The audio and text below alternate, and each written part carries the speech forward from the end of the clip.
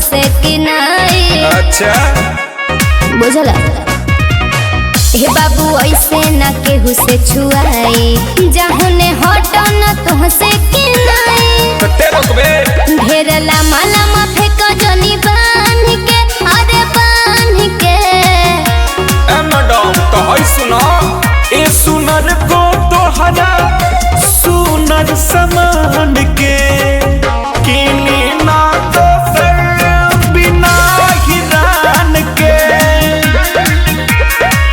ए सुनर को तोहरा सुनर समान के किनी ना तो फिर बिना हिरान के।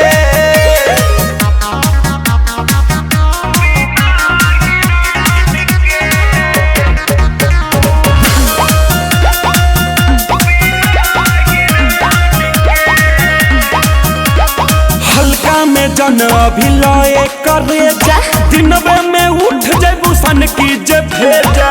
अच्छा हाँ तो सुना का कहल चाहता रू बोलो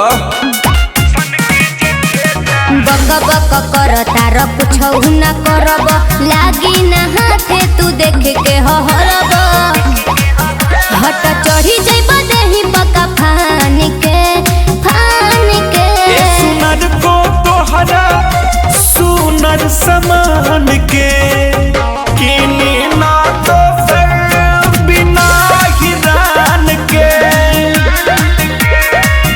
ए सुनर को तोहरा सुनर समान के किनी ना तो फिर बिना हिरान के।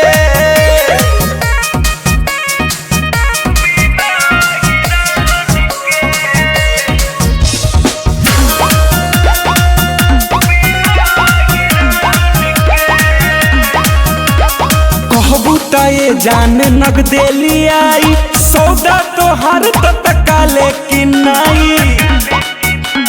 सुना बोलो